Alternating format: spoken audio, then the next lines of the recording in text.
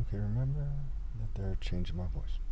I have to do this first part in the first couple minutes again because they hacked my phone and messed it up. But I want people to know that I'm not saying that people should attack civilians. They should. And I don't want people to misconstrue that. What I will be discussing is the domino effect of being outside the divine order. Again, what I call the domino effect of being outside the divine order. This video is extremely important. I'll prove definitively that I'm right and that the opposition view is not just wrong, they are way off and they are demonic.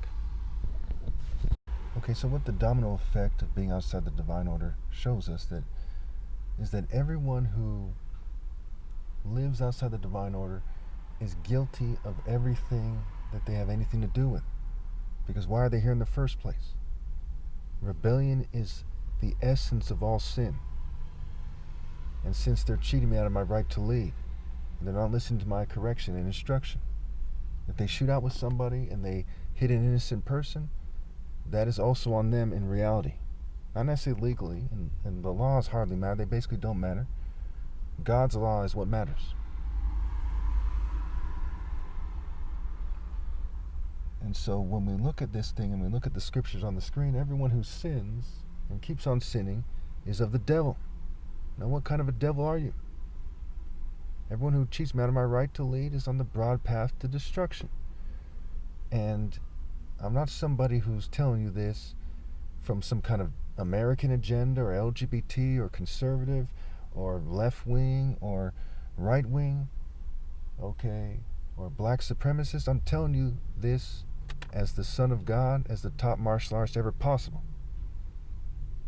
And we'll get into why the phrase martial arts is a play on words for marital star and how it refers to the sun as the symbol of the bridegroom later on in this video. Again, I had to redo this first part. It's actually longer than it otherwise would be. And I'm going to break this into several parts because of the situation here. And then I'm going to upload it again all in one part if I remember. So keep in mind I've proven that I'm the Messiah. See my Proof I'm Christ playlist. And consider the difference between being on the broad path to destruction and the narrow path through me to life. You need to obey God through me to be on the narrow path to life. Read Matthew 7 many times, take notes. People who are on the narrow path to life are obeying God through me, right? The way, the truth, and the life. The throne is established in justice. The divine throne, not some worldly throne like in England or Saudi Arabia, what have you.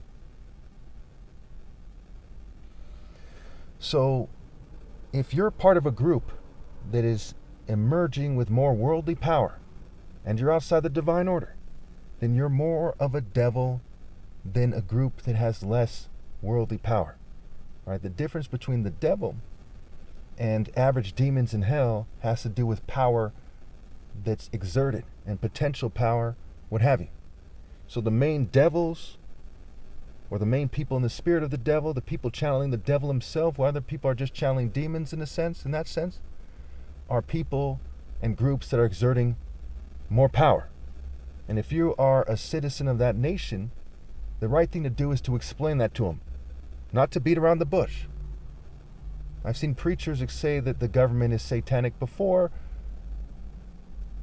and of course I'm the Messiah, not just a preacher, and the government basically leaves them alone, but they don't leave me alone, because those guys are part of the problem, not part of the solution.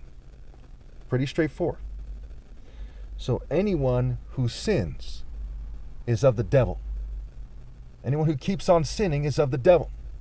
It's not a sin when you obey God through me and you accept my correction and instruction. It's just a mistake. That's the difference there.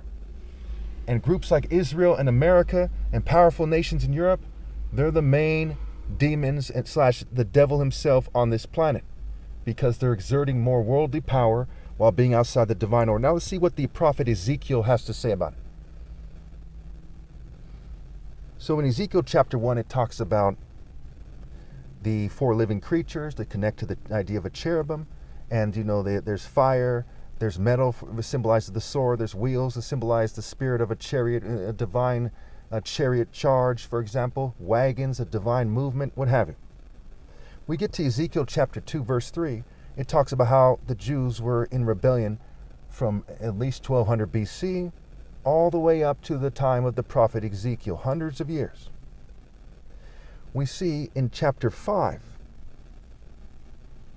it says that God is making the Jews an object of ruin and reproach. Those who don't obey God through me, a ruin and a reproach.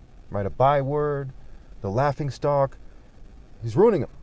In Ezekiel chapter 6, verses 3 through 7, it says that people, especially the Jews, are going to be slayed, spiritually speaking, in front of the idols that they worship.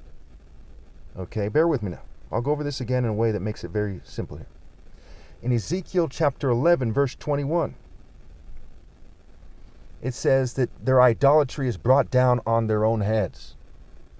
That what they're doing when they worship idols is going to be brought down on their heads.